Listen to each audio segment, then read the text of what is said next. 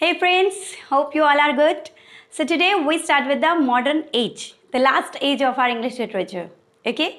In our last lecture, we finished with the Victorian age, the age of Queen Victoria. So modern age starts with the death of Queen Victoria. Okay? And the time period of this modern age was 1901 to 1950. This was the time period of modern age. So why this modern age called as the modern age? Why? क्या था ये modern क्या है?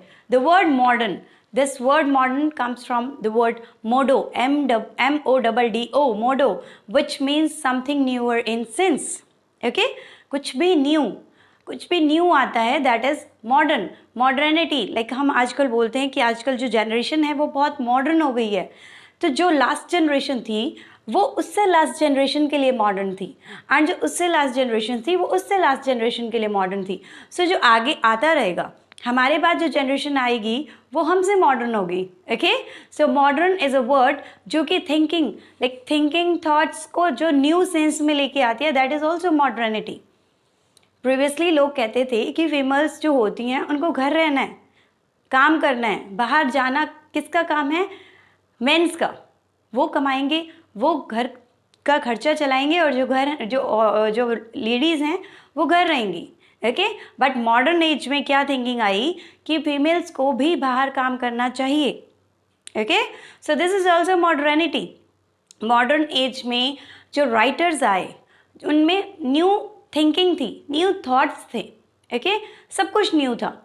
Everything was new in modern age. Okay, techniques, जो भी development हो रहा था दैट वाज आल्सो न्यू. काफ़ी डेवलपमेंट हुआ. लेकिन modern age we have industrial development, psychological development and advancement in the field of machineries. Industrial development हुआ. Okay, काफ़ी इंडस्ट्रीज बनी. साइकोलॉजिकल डेवलपमेंट हुआ. साइकोलॉजिकल डेवलपमेंट किनका हुआ? लोगों का हुआ. साइकोलॉजिकली जो लोग सोचते थे कि प्रीवियसली लोग सोचते थे कि भी लेडीज़ को नहीं काम करना है, लेडीज़ को मुंह ढक के रहना है, पर्दा प्रथा थी. ओके, मॉडर्निटी आई, अब कोई नहीं करता है. ओके, गाँव में भी अब कम हो गया है. सो this is modernity. And advancement in the field of machineries. Machineries की फील्ड में भी बहुत एडवांसमेंट हुई. मीन टू से कि काफ़ी मशीनरीज आई मॉडर्न एज में. सो अगर लोग मॉडर्न बनेंगे तो वो पहले टाइम में चक्की पीस के आटा पीसते थे, बट मॉडर्न टाइम आया, मशीनरीज आई एंड मशीन में आटा पीस जाता था. ओके, प्रीवियसली जो लेडीज़ थी वो हाथ से कपड़े धोती थी, बट मॉडर्निटी आई, वॉशिंग मशीन्स आई. So this is modern age. Okay, modern age में न्यू थिंग्स आई, न्यू थॉट्स आए, सब कुछ न्यू था. ओके, एंड जो रूरल पीपल थे started looking for urban areas. गाँव के जो लोग थे वो शहर की तरफ जाने लगे. ओके, मॉडर्न एज में क्या आया कि जो गांव में जो लोग रहते थे, ओके, वो शहर की तरफ जाने लगे, अर्बन एरियाज की तरफ जाने लगे. Okay, and then in modern age poets wrote anything. Modern age में जो पोइट्स थे, राइटर्स थे, नॉवलिस्ट थे, वो कुछ भी लिखते थे.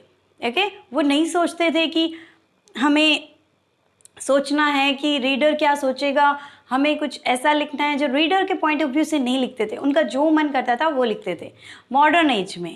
Okay, like we take an example of T S. Eliot. T S. Eliot जो थे उन्होंने वर्क लिखा है वेस्टलैंड. ओके, जो कि वेस्टलैंड को उन्होंने कैसे प्रेजेंट किया है कि जो लैंड है, जो हमारा धरती है, अर्थ है, वो वेस्ट है, बैरन लैंड, मतलब एक बंजर भूमि की तरह दिखाया है. Okay, Waste Land work.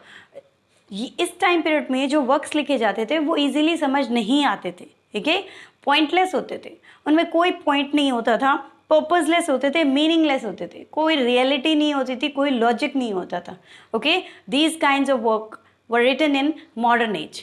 Okay, and then if we talk about the writers of modern age, कौन थे? मॉडर्न एज के जो राइटर्स थे वो विक्टोरियन एज के राइटर्स से बहुत डिफरेंट थे. विक्टोरियन एज के जो राइटर्स थे वो मोरालिटी पर लिखते थे. ओके, मोरालिटी, नैतिकता पर. बट मॉडर्न एज में जो राइटर्स आए वो किसी चीज़ का ध्यान नहीं रखते थे कि हमें इस पर लिखना है, इस पर लिखना. वो कुछ भी उन्हें पसंद आता था, उनकी थिंकिंग होती थी, उनके थॉट्स होते थे, वो लिख देते थे. Okay, and if we talk about some of the writers of this modern age, Virginia Woolf was there, James Joyce was there, T.S. Eliot, Ezra Pound.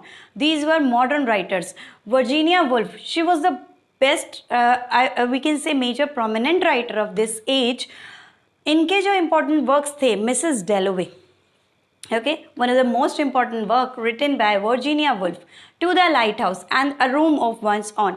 3 of these works were very important one. आपको ये deeply पढ़ने हैं, okay? Because इनमें से questions आते हैं. James Joyce का Ulysses, this was also the one of the important work. T S. Eliot तो थे बहुत इंपॉर्टेंट मॉडर्न एज के राइटर्स थे. उनका वर्क था वेस्टलैंड, बहुत इंपॉर्टेंट है. Ezra Pound, he was influenced by T S. Eliot, James Joyce, like influenced हुए थे जो प्रीवियसली जो राइटर्स आए थे. एंड एजरा पाउंड का एक वर्क है Repost that was written in 1912, major work of Ezra Pound.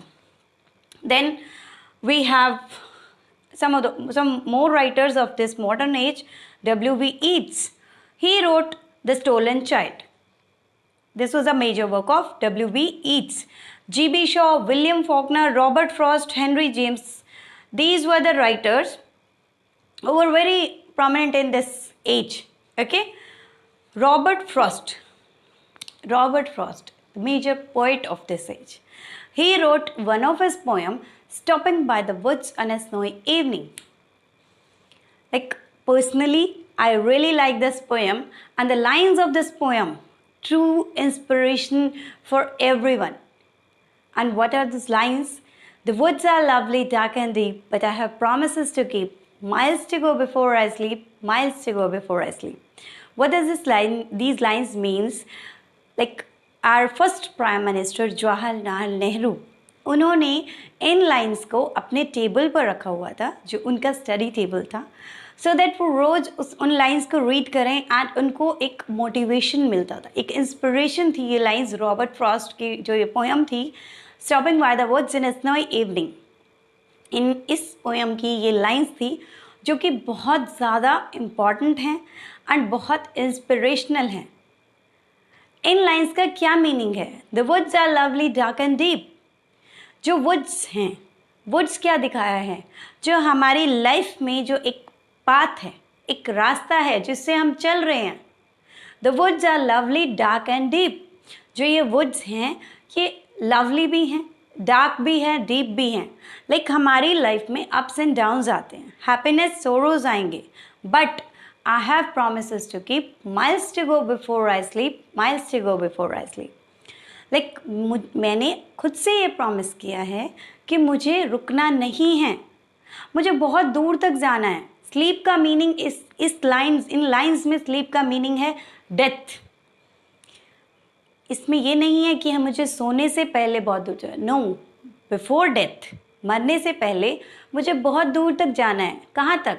जो मैंने अपने ड्रीम्स देखे हैं, जो मैंने सोचा है कि मुझे ये करना है. Okay, miles to go before I sleep. Like, I want to go miles before I sleep.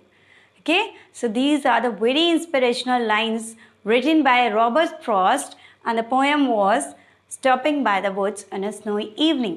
Very important poem written by Robert Frost. Okay, ये poem हमारे first prime minister Jawaharlal Nehru ji की भी फेवरेट poem रही है. Okay, so then we have Thomas Hardy. Thomas Hardy was a transitional author. Transitional author कौन होते हैं? Victorian age में भी थे ये एंड मॉडर्न एज में भी थे. ओके, सो जो दो एजेस में एक राइटर, एक ऑथर और वी कैन से कोई पोइट एक दो एजेस में होते हैं, उन्हें कहते हैं transitional author. Okay, then we have like Rudyard Kipling. Rudyard Kipling's Kim, he wrote a work Kim, very important work. I think many times questions आए हैं इस वर्क में से. And jungle book, like Mowgli, the jungle book, I think सबने पढ़ी है. Mowgli character सबको पता है. Okay, so this character was written by Rudyard Kipling. H.G. Wells, John Galsworthy, Anne Bennett, all these were the Victorian and modern writers. Okay, so these all were the transitional authors, poets or writers. Okay, then with modern age में American writers भी आए. Okay, America से कुछ writers आए जिन्होंने बहुत कुछ सीखा यहाँ पर रहकर.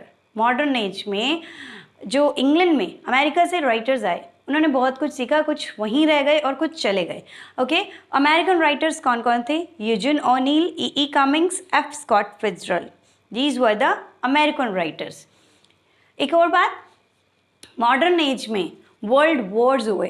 Okay, world war 1 and world war 2. World War I was between 1914 to 1919. This was the time period of World War I. Okay, जिसे हम कहते हैं modern age. And then World War II, 1939 to 1945.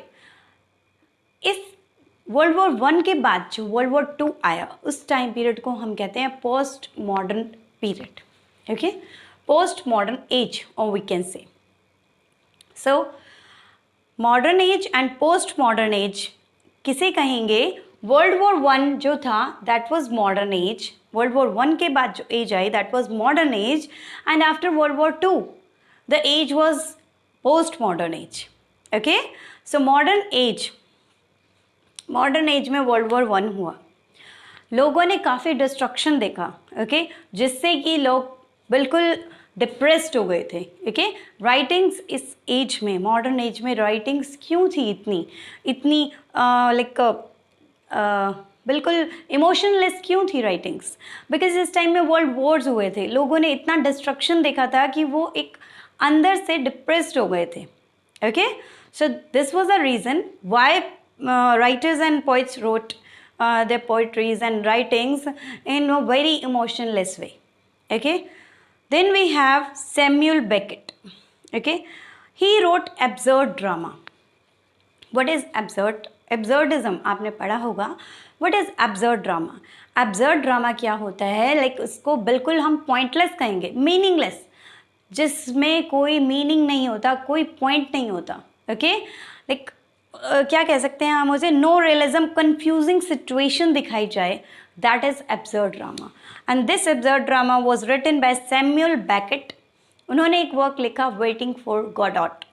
Okay, this was also one of the important work जो कि पढ़ना है, and this was the absurd drama.